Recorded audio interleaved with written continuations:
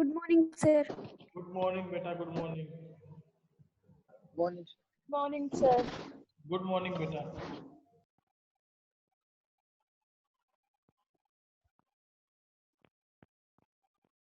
चलिए तो हम लोग स्टार्ट करेंगे अपने जो है क्लास को।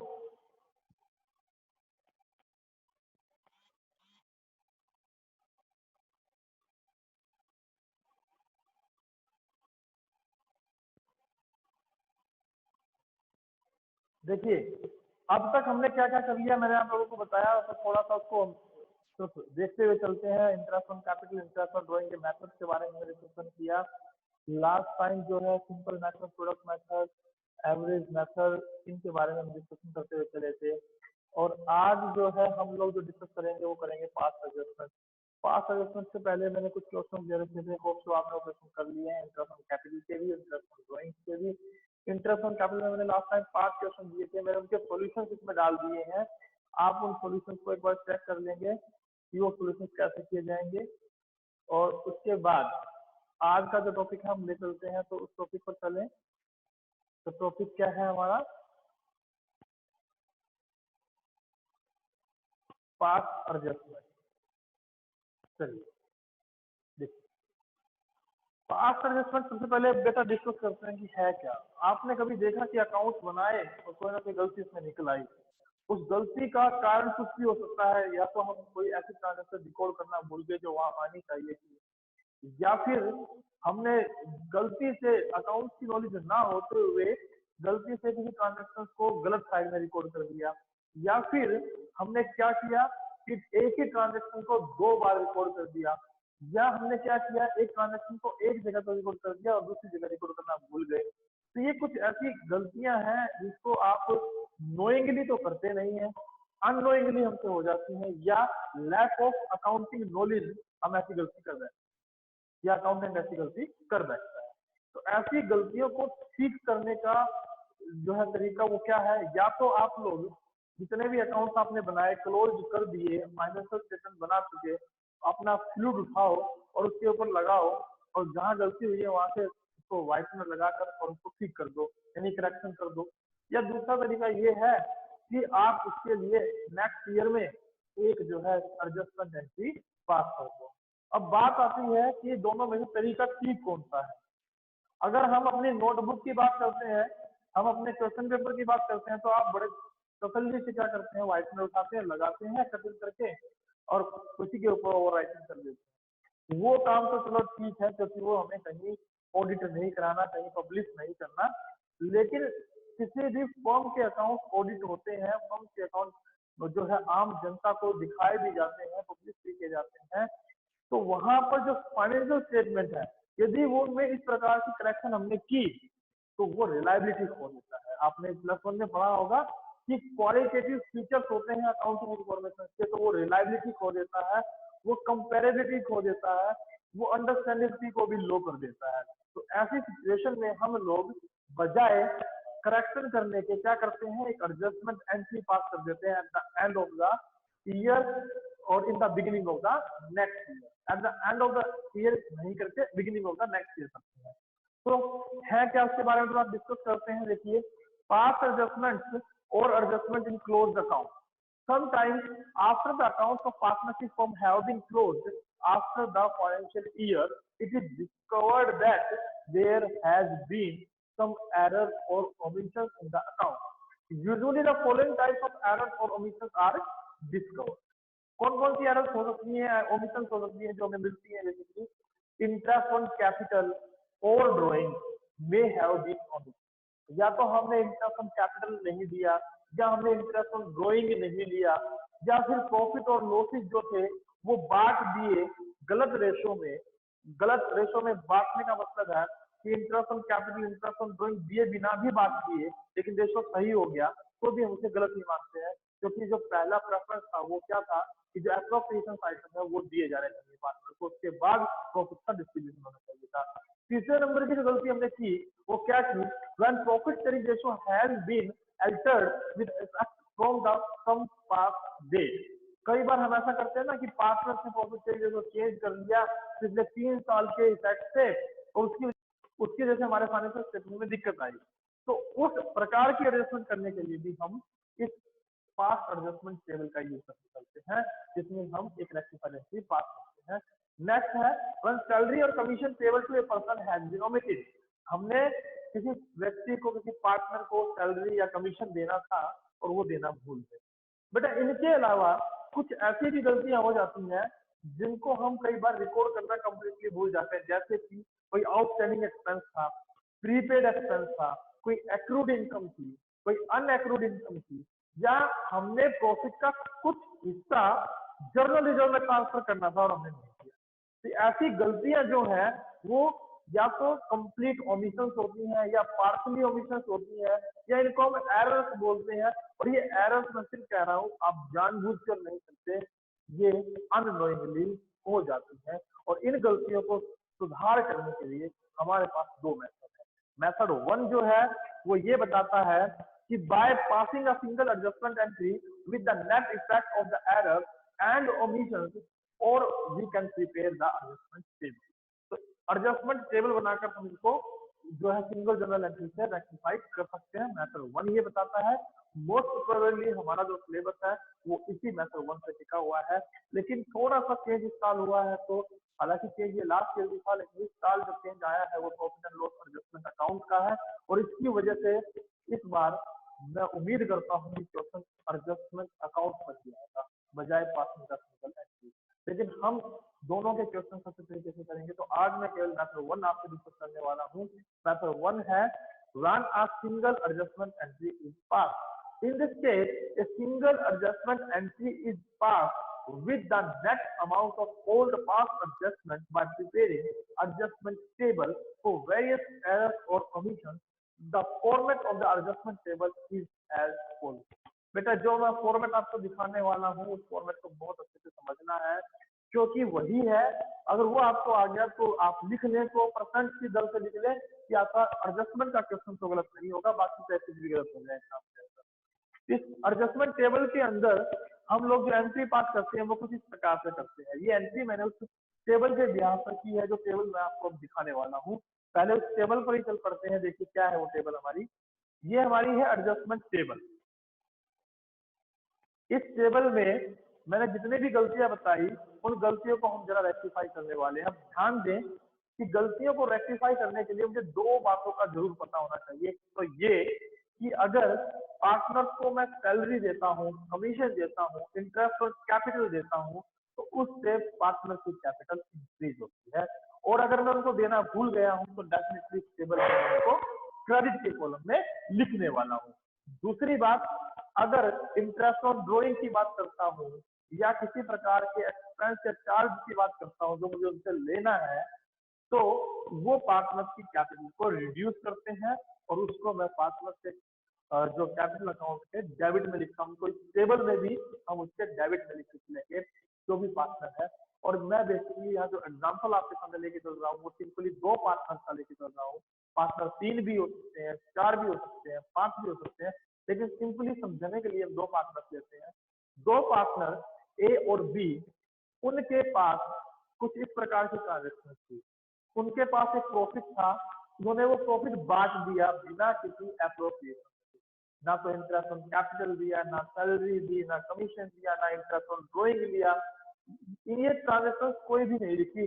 और लिखा भी था कि कुछ आउटस्टैंडिंग एक्सपेंसेस थे, वो भी पार्टनर फर्म ने चार्ज नहीं किए पार्टनर के अकाउंट से, तो हमने वो भी लेके चलनी है। दूसरा, इन सब के लिए हम जो टेबल बनाते हैं तो उसके फॉर्मेट की अगर मैं बात करूँ तो फॉर्मेट को ध्यान से समझना। एक कॉलम हम रखेंगे पार्टिकुलर्स का, दूसरा कॉलम हम पार्टनर्स के लिए रखेंगे ए और पार्टनर बी, तीसरा कॉलम हम ऐसे आइटम्स के लिए रखेंगे जो बेसिकली आते तो प्रॉफिट एंड लॉस अकाउंट में है या प्रॉफिट एंड लॉस एप्रोप्रिएशन में भी उनमें से कोई आइटम हम लिख देते हैं, लेकिन उनकी एडजस्टमेंट नहीं हुई तो उनकी एडजस्टमेंट हमें करके चलनी है। जैसे कि prepaid, out accrued income, outstanding expenses, received in advance income, journal reserve etcetera etcetera. तो ये कॉलम इसके लिए लेके चलेंगे। तो नेक्स्ट है हमारा टोटल का कॉलम। तो टोटल मिलाकर हमारे पास कॉलम कितने हुए? 1 2 3 4 5। ये 5 तो मेन कॉलम हुए बेटा। फिर जो हमने 4 कॉलम दिए हैं, पार्टनर ए, पार्टनर बी और आइटम्स फॉर प्रीपेड आउटस्टैंडिंग और टोटल, इन सभी को हम दो दो कॉलम में डिवाइड कर देंगे। एक डेबिट का कॉलम रखेंगे, एक क्रेडिट का कॉलम रखेंगे, एक डेबिट का कॉलम, एक क्रेडिट का कॉलम, एक डेबिट, एक क्रेडिट, एक डेबिट, एक क्रेडिट। इन शॉर्ट में ये कहूँ, अगर पार्टनर 3 है तो ए बी सी और उनके कॉलम्स को दोनों हिस्सों में बांट दे तो 6 कॉलम वहां पर, और एक कॉलम जो ये प्रीपेड एक्यूट आउटस्टैंडिंग है इनके लिए जो हमने बनाया उसके 2 कॉलम, 6 और 2 8, और 2 कॉलम टोटल से 6 है, 10 कॉलम हमारे बन जाएंगे 10 ये तो 3 पार्टनर, और एक पार्टिकुलर का कुल मिलाकर 11 कॉलम। तो ये कॉलम की बात है, इसको हो सकता है कि थोड़ा लेंथी लगे आप लोगों को, लेकिन जरूरी नहीं है कि सारी एडजस्टमेंट आए, कोई एक आधी मिस्टेक हमारे अकाउंट में आ जाती है तो उसको हम ठीक करते हैं तो आसानी से रेक्टिफाई कर सकते हैं। तो कॉलम की बात करूं तो पहला कॉलम कौन सा बनेगा, कोई एक बच्चा बोल दे। पर्टिकुलर्स। पार्टिकुलर। दूसरा उसके बाद जो मैं कॉलम बनाऊंगा वो सबसे आखिरी वाला बनाऊंगा टोटल का। टोटल में 2 कॉलम बना के छोड़ दूंगा डेबिट क्रेडिट, और उसके बीच में जितना भी स्पेस है that will be adjusted according to the number of partner. 2 partner है तो 4 कॉलम, 3 है तो 6 कॉलम, 4 है तो 8 कॉलम, 9 है तो 18 कॉलम, और एक कॉलम 2 कॉलम के साथ रहेंगे कुछ ऐसे आइटम्स के जैसे कि प्रीपेड, आउटस्टैंडिंग, एक्यूट, अनएक्यूट, इनके साथ। तो सबसे पहला स्टेप देखिए क्या लिखा है। स्टेप 1 मैंने लिखा है कि अगर प्रॉफिट रोंगली डिस्ट्रीब्यूट हो गए हैं इन प्रॉफिट शेयरिंग रेशो और इन एनी अदर रेशो, तो हम उसको वापस ले लेंगे, टेकन बैक कर लेंगे। बेटा मैं आपको फिर बता दूं, अगर प्रॉफिट पार्टनर को दे रखे हैं तो वो उनके क्रेडिट में लिखे गए होंगे। अगर मैं उससे वो वापस ले रहा हूं, अगर मैं उससे वो वापस ले रहा हूं तो उसका क्या करेंगे, डेबिट में लिख देंगे। हमने वो प्रॉफिट से वापस ले लिए तो ए के डेबिट में डाल देंगे, बी के डेबिट में डाल देंगे, और इन दोनों का टोटल करेंगे और टोटल के डेबिट में लिख देंगे। बताइए पहला पॉइंट आपको समझ में आया कि नहीं आया? आ गया सर। सभी को आ गया? Yes sir. Good. Step number 2 देखिए, इसके बाद जो गलतियां हुई है उनको सुधार करेंगे। पहली गलती हमने सुधार दी कि हमने प्रॉफिट बांट दिए थे और जिस भी रेशो में बचे उसी रेशो में वापस ले लेंगे, वापस लेंगे तो डेबिट में डाल देंगे। दूसरा सॉरी, दूसरा स्टेप है, if there is any omission of interest on capital, salary और commission to partner provide it. अगर हम interest on capital, salary, commission देना भूल गए तो दे दो। अगर हम पार्टनर को देंगे interest on capital, salary, commission, तो बताइए कहाँ लिखेंगे, डेबिट में कि क्रेडिट में? क्रेडिट। क्यों लिखेंगे श्वेता क्रेडिट में, बताओ जरा।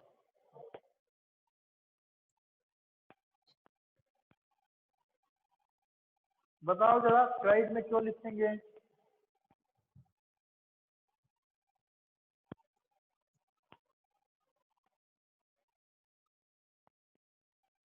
बोलिए श्वेता, क्रेडिट में क्यों लिखेंगे बेटा? सर वो हमारी लाइबिलिटी है, उनको सैलरी देनी तो हमारे पास से पैसा जाएगा ना, और वो भी फॉर्म क्या बोलते हैं रूल्स में भी है, debit the receiver, credit the giver. Credit हमारे पास से जा रहा है पैसा। नहीं सुनो बेटा, इसको बजाय ऐसे समझिए कि आप इसको ऐसे समझें कि इंटरेस्ट ऑन कैपिटल, सैलरी और कमीशन ये पार्टनर के अकाउंट में क्रेडिट क्यों किए जाते हैं, क्योंकि ये पार्टनर की इनकम होती है और इनकम के बैलेंस कैसे होते हैं, क्रेडिट, और पार्टनर के अकाउंट के बैलेंस कैसे होते हैं, क्रेडिट। तो क्रेडिट में क्रेडिट ही प्लस करेंगे, इसलिए हमको क्रेडिट में ही लिख देते हैं। और इसके विपरीत interest on drawing, third step देखिए। सेकंड स्टेप में आपको समझ में आ गई होगी कि हम इसको कहाँ लिखेंगे, क्रेडिट में, और टोटल करके कहाँ लिखेंगे, टोटल के क्रेडिट में। Next step number 3, if there is omission of any interest on drawing then charge it. यदि हमने इंटरेस्ट ऑन ड्रॉइंग पार्टनर से नहीं लिया तो हम क्या कर लेंगे, उनसे वो ले लेंगे। ले लेंगे तो कहाँ लिखेंगे बेटा, डेबिट में, क्योंकि उनसे कैपिटल क्या हो जाएगी, घट जाएगी। ड्रॉइंग और इंटरेस्ट ऑन ड्रॉइंग से पार्टनर की कैपिटल घटती है, इसलिए हम इसको कहाँ लिख देंगे, डेबिट में लिख देंगे। टोटल करके कहाँ डाल देंगे बेटा, टोटल के डेबिट में। जिसने भी कॉलम सन का जो टोटल करूंगा, अगर वो डेबिट में लिखा है तो टोटल के डेबिट में आएगा, क्रेडिट में लिखा है तो टोटल के क्रेडिट में आएगा। आई होप आप इस बात को समझ रहे हैं, बताइए। Yes sir. Okay, step number 4 पर चलते हैं फिर हम लोग। स्टेप नंबर 4 क्या है हमारा, देखते हैं। स्टेप नंबर 4 है if forget to record the transfer into journal reserve, outstanding expenses, accrued incomes, unaccrued incomes और prepaid expenses। बेटा ये वो आइटम है जिनको हमने +1 में बड़े डिटेल से पढ़ा था। डिटेल से क्या पढ़ा था, हमने पढ़ा था जनरल रिजर्व का मतलब होता है ऐसा रिजर्व जो कि हम फ्यूचर के लिए बचा कर रखते हैं। फ्यूचर में भी कोई कंटीजेंसी आती है, कोई अनकंडीशनल लायबिलिटी क्रिएट हो जाती है, तो उसकी पेमेंट करने के लिए, उसको एडजस्ट करने के लिए हम उपयोग कर सकते हैं। सेकंड हमने बात की थी आउटस्टैंडिंग एक्सपेंसेस की, तो ये पर्सनल अकाउंट होता है, ये खर्चे होते हैं, वो खर्चे जो कि अब तक हमने पेड नहीं किए लेकिन ड्यू हो चुके हैं। एक्रूड इनकम, अनएक्रूड इनकम या prepaid expenses, then do the same. और मतलब ये सारे के सारे जो खर्चे हैं, ये सारी जो इनकम है, ये हम कहीं ना कहीं रिकॉर्ड करना भूल गए। हमने अकाउंट बना दिया लेकिन हमने इसकी रिकॉर्डिंग नहीं की। देखिए मैंने इसमें स्टार लगा रखा है। इस स्टार का सिंपल सा मतलब क्या है बेटा, कि मैंने एक पर्टिकुलर आइटम उठा लिया ये मानते हुए कि मैं वो रिकॉर्ड नहीं किया, और मैंने उसके लिए लिख दिया let outstanding expenses not adjusted here. मैंने, हो सकता है कि इनमें से सारे के सारे एडजस्ट ना हो, लेकिन फिलहाल मैंने एक आइटम मान लिया कि आउटस्टैंडिंग एक्सपेंसेस एडजस्ट नहीं हुए, तो मैंने उठा के कहाँ लिख दिए, क्रेडिट में। किसके क्रेडिट में बेटा, जो मैंने स्पेशल एक कॉलम अलग से बनाया था उसके क्रेडिट में, क्योंकि आउटस्टैंडिंग एक्सपेंसेस हमारी लायबिलिटी होती है और इनका बैलेंस क्रेडिट होता है, इसलिए मैंने इसको लिख दिया। टोटल कहाँ चला जाएगा, टोटल के कॉलम। नेक्स्ट है step number 6, do the total of all the column. अब ए पार्टनर का, बी पार्टनर का, या स्पेशल जो कॉलम मैंने बना रखा वो, या टोटल का कॉलम, इन सब का टोटल कर दो। इसका टोटल कर दो, डेबिट का, क्रेडिट का, डेबिट का, क्रेडिट का, डेबिट का, क्रेडिट का, डेबिट का, क्रेडिट का। और आप क्या देखते हैं, आप ये देखते हैं कि जो टोटल वाला कॉलम है ना, या तो उसका डेबिट ज्यादा है क्रेडिट से, या क्रेडिट ज्यादा होगा डेबिट से। तो दोनों कंडीशन में अगर डेबिट ज्यादा है क्रेडिट से, तो डेबिट में से क्रेडिट को माइनस करेंगे और जो डिफरेंस बचेगा वो क्रेडिट में यहाँ पर लिख देंगे। या क्रेडिट ज्यादा हुआ डेबिट से, तो क्रेडिट में से डेबिट घटा देंगे और जो डिफरेंस बचेगा उसको यहाँ लिख देंगे। फिलहाल मैंने अज्यूम कर लिया कि डेबिट साइड क्रेडिट साइड से ज्यादा है, तो मैंने डिफरेंस उठाकर लिख दिया यहाँ पर। देखिए लिखा क्या है स्टेप नंबर 6 में, make the total of total column equal, that is debit is equal to credit, यानी कि दोनों कॉलम को इक्वल बनाइएगा। And distribute the differences in profit sharing ratio as the case may be. और जो भी ये डिफरेंस आए, ये डिफरेंस यहाँ क्रेडिट में आया या डेबिट में आया, इसको हम एक जो प्रॉफिट शेयरिंग रेशियो दे रखा है उसमें हम इसको डिस्ट्रीब्यूट कर देंगे। नोट देखिए क्या लिखा है, if debit side is excess than credit side, it means profit is less credited. अगर डेबिट साइड ज्यादा है क्रेडिट साइड से, तो इसका मतलब है जो डिफरेंस आया और हम उसको जो क्रेडिट में लिखेंगे उसको हम क्या कहेंगे कि हमने पार्टनर्स को कम प्रॉफिट दे रखे हैं। और अगर उनको कम प्रॉफिट दे रखे हैं तो अब वो प्रॉफिट बांट दो। प्रॉफिट बांटोगे तो किस रेशो में बांटोगे, प्रॉफिट शेयरिंग रेशो में बांटोगे। तो कहाँ लिख देंगे इनके पार्टनर्स के, क्रेडिट में। कहाँ लिख देंगे पार्टनर्स के क्रेडिट में, किस रेशो में, जो प्रॉफिट शेयरिंग रेशो दे रखा था। इसके विपरीत if debit side is less than credit side, it means excess profit is credited to partners and debited it in the profit sharing ratio। इसका मतलब है डेबिट साइड यदि क्रेडिट साइड से कम हो तो इसका मतलब है हमने उनको ज्यादा प्रॉफिट दे रखे हैं, और ज्यादा प्रॉफिट दे रखे हैं तो उनसे वापस ले लेंगे। वापस ले लेंगे तो इनके क्रेडिट में लिखने की बजाय कहाँ लिख देंगे, डेबिट में लिख देंगे, और जो डिफरेंस आएगा वो भी हमारा डेबिट में लिखा जाएगा।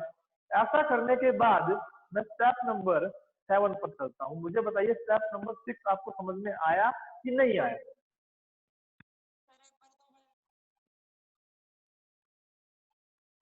यस बेटा बताइए, क्या स्टेप नंबर 6 आपको समझ में आया कि नहीं आया।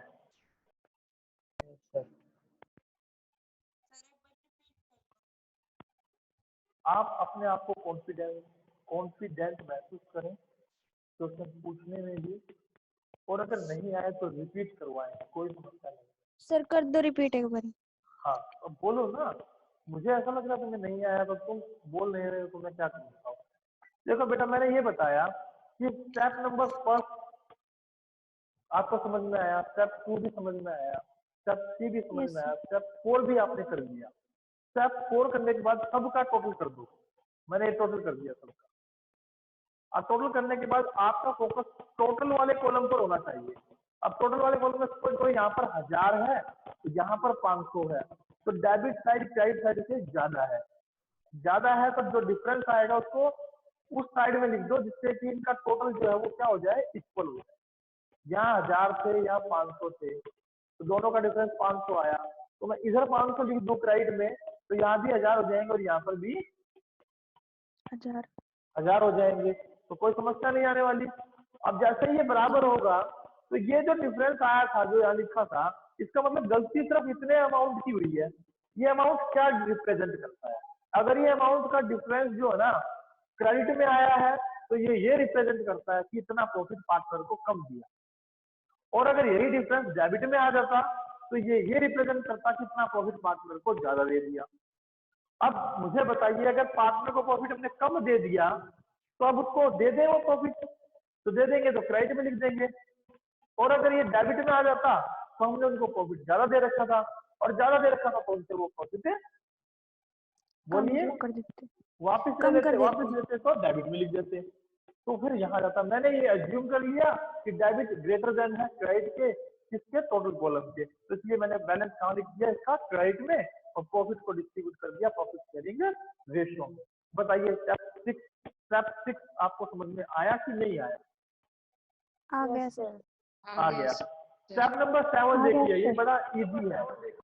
अब यहाँ पर आपका जो टोटल था, देखिए स्टेप नंबर में ये टोटल था, ये टोटल था, इसमें मैंने ये और जोड़ दिया, तो जिसका टोटल और इन दोनों का टोटल, इनका जो डिफरेंस आएगा वो डिफरेंस या तो ये ज्यादा होगा या ये ज्यादा होगा, यानी या तो डेबिट साइड ज्यादा होगी या क्रेडिट साइड ज्यादा होगी। अगर डेबिट साइड ज्यादा होगी तो डेबिट में लिख देना, अगर क्रेडिट साइड ज्यादा होगी तो क्रेडिट में लिख देना।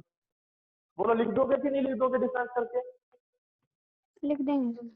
ऐसे ही दूसरे पार्टनर का, अब याद रखिए कि पार्टनर 2 है ना, तो 2 पार्टनर में एक डेबिट और एक क्रेडिट को शो करेगा, या 3 पार्टनर में 2 डेबिट 1 क्रेडिट, या 2 क्रेडिट 1 डेबिट को शो करेगा। फिलहाल 2 पार्टनर है तो एक डेबिट को शो करेगा और एक क्रेडिट को शो करेगा। साथ ही साथ मैंने एक आउटस्टैंडिंग एक्सपेंस भी लिया था, आपको याद है ना, आउटस्टैंडिंग एक्सपेंस एक लायबिलिटी होती है, तो इसका बैलेंस क्रेडिट ही है क्योंकि क्रेडिट में अकेला एलिमेंट है, तो इसका टोटल करेंगे तो क्रेडिट में ही आएगा। और इधर से देखेंगे तो ये जोड़ा और ये जोड़ा, तो इसका क्रेडिट बैलेंस ज्यादा हुआ ना तो मैंने क्रेडिट में लिख दिया, इधर से मैंने इसका डेबिट का बैलेंस ज्यादा हुआ तो मैंने डेबिट में लिख दिया। तो ये 3 ट्रांजेक्शन बन गई, ये दोनों कॉलम ऑटोमेटिकली बराबर हो गए जैसे ऊपर बराबर चलेंगे। तो ऐसा करने के बाद होगा क्या, हम चलेंगे पेज नंबर 1 पर जो हमारा था, और हम ये जनरल एंट्री इसके लिए पास कर देंगे। जो डेबिट का बैलेंस बचा था उसको डेबिट कर देंगे, जो क्रेडिट का बैलेंस बचा था उसे क्रेडिट कर देंगे, और 2 आउटस्टैंडिंग एक्सपेंसेस के नाम से लिखा जाएगा, और ये जनरल एंट्री बन जाएगी। नरेशन होगी adjustment entry pass for the various errors and omissions, जितनी भी गलतियां हमने की उनको रेक्टिफाई करने के लिए हमने ये ट्रांजेक्शन लिखी है। बताइए क्या आपको इस फॉर्मेट और जनरल एंट्री का कुछ आइडिया हुआ? मैं ये नहीं कह रहा हूँ कि आपको 100% आ गई होगी, मैं प्रैक्टिकल कराऊंगा तो आपको 100% भी आ जाएगी, लेकिन आपको ये पता लगा कि जो बातें मैं समझाना चाह रहा हूँ वो कौन कौन सी हैं, जरा देखते हैं। मैंने नोट डाले हैं उन बातों के लिए। पहला नोट मैंने लिखा आप लोगों को, interest on capital salary commission increases the capital, that is why return on the credit side of partner column. जो आपने ऊपर देखा मैंने interest on capital salary commission को क्रेडिट में लिख रखा है। क्रेडिट में लिखने का क्या मतलब है, क्योंकि ये पार्टनर की कैपिटल को बढ़ाते हैं, इसलिए मैंने क्रेडिट में लिखा है, और टोटल करके टोटल वाले कॉलम के क्रेडिट में मैं इनका जोड़ करके लिखूंगा। दूसरा नोट देखिए जरा इसका, interest on drawing wrongly profit taken reduces the capital, that is why written on the debit side of partner। अब इंटरेस्ट ऑन ड्रॉइंग या wrongly जो प्रॉफिट था वो हमने उनसे वापस लिया, तो वो क्या करते हैं, पार्टनर की कैपिटल को घटाएंगे तो हम उसके डेबिट में लिख देंगे। आई होप तो आपको इतना पॉइंट समझ में आ गया। स्टेप नंबर 3 पे, नोट नंबर 3 पर देखिए क्या लिखा है, outstanding unaccrued general reserve are having credit balance. इनके बैलेंस कैसे होते हैं बेटा, क्रेडिट बैलेंस होते हैं, और क्रेडिट बैलेंस होते हैं इसलिए ये क्रेडिट में लिखे जाएंगे। इनके जो 5 कॉलम बनाए होंगे क्रेडिट में लिखेंगे, और इसके विपरीत एक्रूड और प्रीपेड के बैलेंस कैसे होते हैं, डेबिट बैलेंस, इसलिए ये डेबिट में लिखे जाते हैं। और जो मैंने नोट दिया था कि मैंने ये मान लिया कि आउटस्टैंडिंग एक्सपेंसेस नहीं दिए गए, इसलिए मैंने उसको कहाँ लिख दिया था बेटा, क्रेडिट में। तो आई होप कि आपको ये जो टेबल है ये समझ में आई होगी, और नहीं आई होगी तो कोई बात नहीं, आप दोबारा भी पूछने के हकदार हैं, पूछ भी सकते हैं। तो इसके साथ साथ मैंने नीचे कुछ क्वेश्चन दे रखे हैं बेटा। क्वेश्चन है ये इस प्रकार, 5-6 क्वेश्चन दिए हैं। एक बार सभी अपना वीडियो ऑन करके ऑन स्क्रीन आ जाए।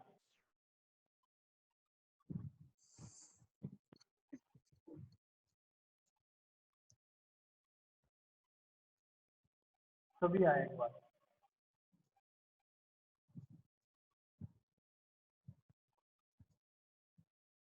कौन नहीं है? श्वेता नहीं दिख रही है मुझे इसमें। आ गई श्वेता। 3 और पीछे एक कौन नहीं है? नैन्सी। चलो कोई बात नहीं, सुनो। पहली बात, आज हमने क्या किया? हमने किया सबसे पहला काम कि एडजस्टमेंट होती क्या है, उनको ठीक करने के मेथड कौन कौन से हैं। उनमें पहला मेथड हमने देखा, मेथड 1 एडजस्टमेंट टेबल का। और एडजस्टमेंट टेबल में मैंने आपको ये समझाया कि टेबल बनती कैसे है, उसके कुछ स्टेप्स हमने डिस्कस किए। आप लोगों का काम इतना है कि आज वो थ्योरेटिकल नोट में आप लिखेंगे, टेबल को बनाएंगे और उसको समझने की कोशिश करेंगे। और पहला जो उसमें क्वेश्चन दिया है ना, उसको सोल्व करने की कोशिश करेंगे। सोल्व करने का तरीका मैं आपको समझा रहा हूँ कि टेबल को पार्टनर के अकॉर्डिंग बनाए। जैसे कि मैंने पीछे बना रखी है, पार्टिकुलर का कॉलम होगा, ए बी सी के कॉलम होंगे और टोटल का कॉलम होगा। ए बी सी और टोटल का जो कॉलम होगा, इन सभी के हम 2-2 हिस्से कर देंगे, डेबिट और क्रेडिट, डेबिट और क्रेडिट, डेबिट और क्रेडिट। और जो इंटरेस्ट ऑन कैपिटल है उसको हम देना भूल गए तो अब दे देंगे। और बेटा आप बताएं मुझे, अगर इंटरेस्ट ऑन कैपिटल देना भूल गए और देना पड़ेगा तो मैं कहाँ लिखूंगा, डेबिट में कि क्रेडिट में? क्रेडिट। अभी अपना माइक ऑन करें। अब सभी बताएं, डेबिट में लिखूंगा कि क्रेडिट में लिखूंगा? क्रेडिट। क्रेडिट। क्योंकि इंटरेस्ट ऑन कैपिटल पार्टनर की कैपिटल को इंक्रीज करता है, ठीक है। और जो टोटल में आएगा और कोई ट्रांजेक्शन तो है नहीं, उसी को हम डेबिट में लिखकर ये मान लेंगे कि इतना प्रॉफिट ज्यादा दे रखा है और उसको पार्टनर के रेशो में बांट देंगे और टोटल करके जो डिफरेंस आएगा उससे एक एंट्री पास कर देंगे। आई होप आप इस तरीके से क्वेश्चन कर लेंगे। चलिए मैं अपनी क्लास को यहाँ खत्म करता हूँ। आप इन क्वेश्चन को करके देखिएगा, नहीं तो कल मैं इन क्वेश्चनों को आपको करवाऊंगा, ठीक है। अगर समय लगा तो मैं इवनिंग में क्लास लेके भी क्वेश्चन करवा दूंगा। Okay, have a good day, bye bye, take care.